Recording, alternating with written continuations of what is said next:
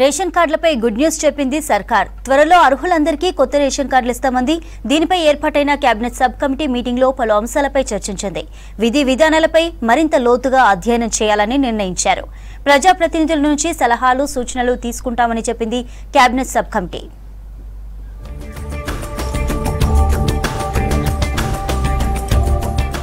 రాష్ట్రంలో అర్హులందరికీ తెల్ల రేషన్ కార్డులు ఇవ్వాలని కేబినెట్ సబ్ కమిటీ నిర్ణయించింది. విధి విధానాలపై మరింత డీప్గా అధ్యయనం చేసిన తర్వాతే ముందుకెళ్తామని తెలిపింది సబ్ కమిటీ. రాజకీయాలకు అతీతంగా ప్రజాప్రతినిధుల నుంచి సలహాలు సూచనలు తీసుకుంటామని చెప్పింది. రేషన్ కార్డుల జారీపై ఏర్పాటైన కేబినెట్ సబ్ కమిటీ సెక్రటేరియట్లో నిన్న సమావేశమైంది. కమిటీ చైర్మన్ సివిల్ సప్లైస్ శాఖ మంత్రి ఉత్తమ్ కుమార్ రెడ్డి అధ్యక్షతన జరిగిన సమావేశంలో కమిటీ సభ్యులు మంత్రులు దామోదర్ రాజనరసింహ, పొంగులేటి శ్రీనివాసరెడ్డితో పాటు ఉన్నతాధికారులు పాల్గొన్నారు.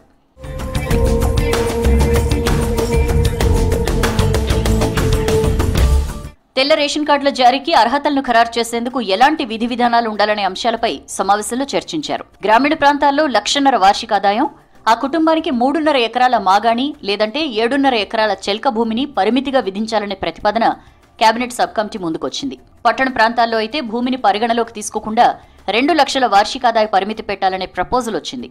అర్బన్ ఏరియాలో సొంత ఇల్లున్నోళ్లకు ఆ ఇంటి స్థాయిని ఆధారంగా నిర్ణయం తీసుకోవాలనే అంశంపైన చర్చ జరిగింది.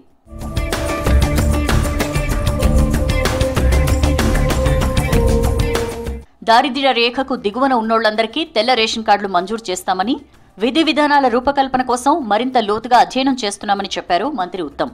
ఇందులో భాగంగా రాజకీయాలకు అతీతంగా ప్రజాప్రతినిధులందరి నుంచి సలహాలు సూచనలు తీసుకుంటామని వివరించారు. దీనిపై త్వరలోనే ఎంపీలు, ఎమ్మెల్యేలు, ఎమ్మెల్సీలకు లేఖలు రాయాలని civil supplies commissioner DS Chauhan ఆదేశించారు. తెల్ల రేషన్ కార్డుల జారీ కోసం డాక్టర్ ఎన్సీ సక్సేనా కమిటీ సిఫార్సుల్ని కూడా పరిగణలోకి తీసుకుంటామన్నారు మంత్రి. వివిధ రాష్ట్రాలు తెల్ల రేషన్ కార్డుల జారీకి అనుసరిస్తున్న విధి విధానాలపై అధికారుల టీం ఇప్పటికే అధ్యయనం చేసింది.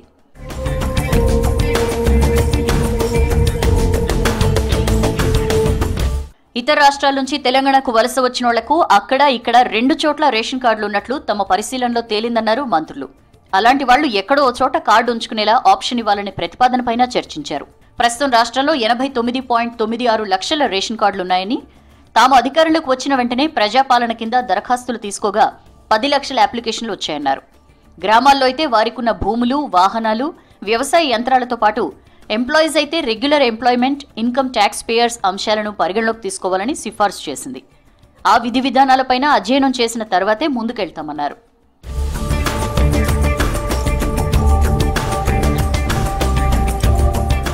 కాంగ్రెస్ అధికారంలోకి వచ్చిన వెంటనే ప్రజాపాలనలో భాగంగా అభయహస్తం కింద 6 గ్యారెంటీల అమలుకు అప్లికేషన్లు తీసుకుంది. రేషన్ కార్డుల కోసం రాష్ట్ర వ్యాప్తంగా 10 లక్షల అప్లికేషన్లు వచ్చాయి. ఇటీవల జరిగిన కేబినెట్ మీటింగ్లో రేషన్ కార్డులు, ఆరోగ్యశ్రీ కార్డులు వేర్వేరుగా ఇవ్వాలని నిర్ణయం తీసుకున్నారు. దీనిపై స్టడీ చేసేందుకు ప్రభుత్వం కేబినెట్ సబ్ కమిటీని ఏర్పాటు చేసింది.